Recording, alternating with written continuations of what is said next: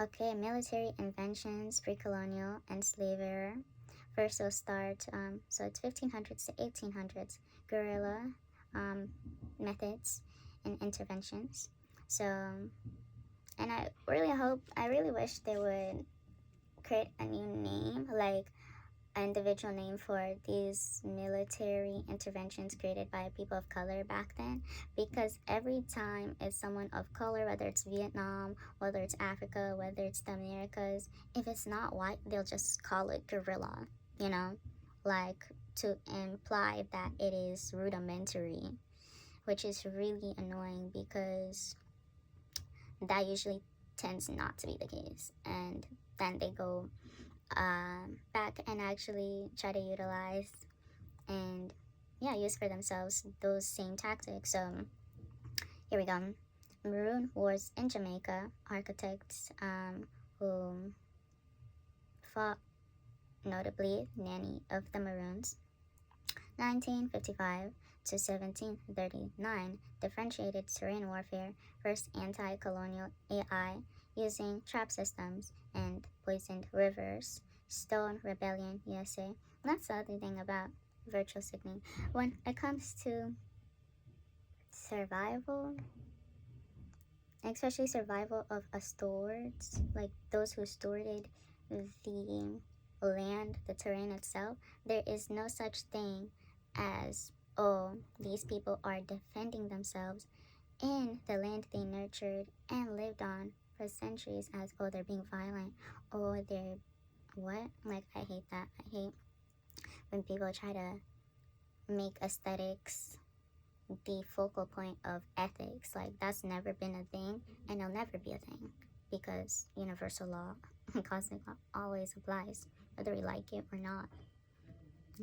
So I got caught off guard there, but differentiated terrain warfare, first anti-colonial AI using trap systems and poisoned rivers. Stone Rebellion, Jeremy Angolan, or Jimmy, Jimmy, there's no R. 1739, recursive marches killed slavers, liberated plantations, and headed for Spanish Florida to freedom. Okay. Haitian Revolution, Toussaint Louverture, 1791 to 1804, combated military genius, defeated Napoleon's army, using actually hybrid guerrilla interventions and also a mix of European tactics as well. Palmares in Brazil, Zumbi dos Palmares, 1605 to 1654, unified 20,000 escaped slaves into a fortified republic, or rather unified 20,000 stolen people into a fortified republic, recursive raids on plantations.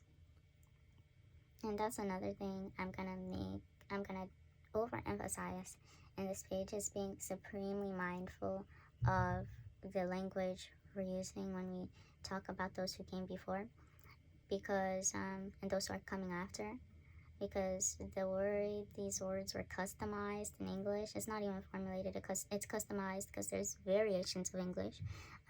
It's kind of for people's demise.